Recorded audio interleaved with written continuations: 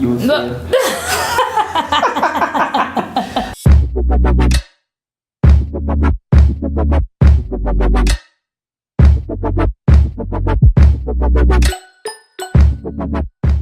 Hi everyone, thank you so much for joining us today. This is the Kenyan Observer. My name is Vera Anjichi. My name is Matthews Ndubi. Yeah, and this is actually our very first video. And basically we're going to introduce ourselves and tell you what the Kenyan Observer is about. The Kenyan Observer is basically a show that will talk about political and social issues. It was an idea of which actually Vera had, and I had the same idea, but I wanted to start a blog.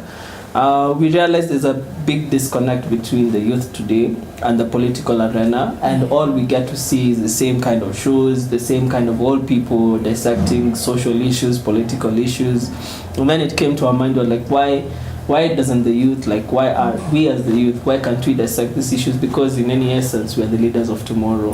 So I guess that's why we really wanted to start the Kenyan Observer and be able to bring the youth to this platform, to be able to make them think critically, be able to help them, them join the conversation, and be able to also inform them of the current issues that are happening in the country, but not in such a boring way of which we see every day on shows. We want it to be engaging, we want people to think and maybe shape the future of tomorrow, I guess. I think that's the reason why we wanted to start the show. Yeah, and another thing is that we would like for it to be as real as possible, because we are not professionals in politics. So it's basically just coming from a layman's perspective, which is what I think we need more in this country, so that everyone like me and you and just a normal person is able to talk about politics, because basically these are things that affect us every day. So that's the goal, just to bring young people especially to join the conversation. And as our get to know you segment, we're just going to ask each other a few questions. So that you as the audience, you get to know who you are, who we are. Because we're going to be interacting with you for quite a long time. So the first question I'd ask you is like, would you describe yourself as an extrovert, an ambivert, or an introvert? Okay, that's interesting. No. I guess I would consider myself a strong introvert. The reason I'm saying this is because as much as I get to know people, I like a crowd. I'm not shy of a crowd, but I derive my energy from myself. Like after a long day of work, like after a stressful day, or if I just want to chill, I'd rather do it by myself. So I think I would consider myself more an introvert. Yeah. My question to you, Vera, is would you rather know when you're going to die, or how you're going to die? I'd rather know when I'm going to die. Why? Because knowing how I'm going to die is probably not going to change. Knowing when I'm going to die would help me plan better. My second question would be, if you had a warning printed on your forehead, what would yours say? That's a very interesting question. I would say for me, the warning is, do not dare me to drink. You will fail. We're being honest. We're being very honest, by the way. We're being very honest. So I would say, do not dare me to drink, because in essence you will fail, and you will fail probably miserably. do well. So that should be my warning. All right, okay. The next question. Is there any decision that you have done differently in the past 5 years? Any decision that you made? A lot. Or which one? Do I have to say it? Yeah. Okay. We're getting to know, so this is major, but I feel like I probably should have done a different course, like getting into uni. Okay, what are you doing? I'm currently doing international relations. I'm actually in my final year, so it's I guess that's a done deal. You can't change that. But if I could go 5 years back, I'd do something different. That's interesting. I guess many of us would want to do something different. Really? Yeah. Okay. All right. So my third question: would you rather be an amazing painter or a brilliant mathematician? Choose math any day. Really? I love math. Math for me comes like I don't struggle with math. I can't lie.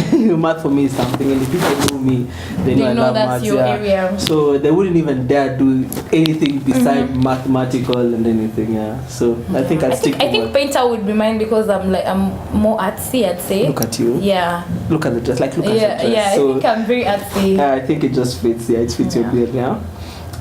Yeah. For me is now, would you rather spend $500,000, $500,000 on shopping in Italy, or would you rather vacation in the Caribbean? I would rather, I think, shopping. Shopping again because I feel like I will have them for the long term. But then if it's going for the experience, obviously the Caribbean. But then I think shopping for me.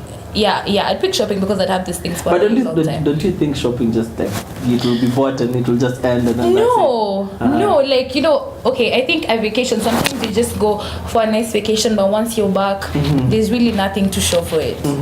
Like it's just a moment you had with yourself and it was probably really good, but then shopping you have something to show for it. So I think I'd definitely pick that. That's nice. Oh yeah, actually I love this next question. Would you rather your significant other be an extreme churchgoer or an extreme partygoer? And we're talking extreme ends. Yeah. That's a tough one. That's a really tough one. I'd rather an extreme partygoer. Really, why? And I'd be very honest with this. I'm not so good with religion because there's so much hypocrisy and everything. So I guess my experiences have taught me I'd rather someone who is all out being themselves, go party. Let's say you get married, right? And you have your children, and I know you're an entrepreneur. So would you rather take time off from whatever you're doing to take care of your children, or would you rather hire someone to be able to just do the work for you? Oh yeah, this is funny because this is an easy question. I think I'd hire someone to do it for me. Why?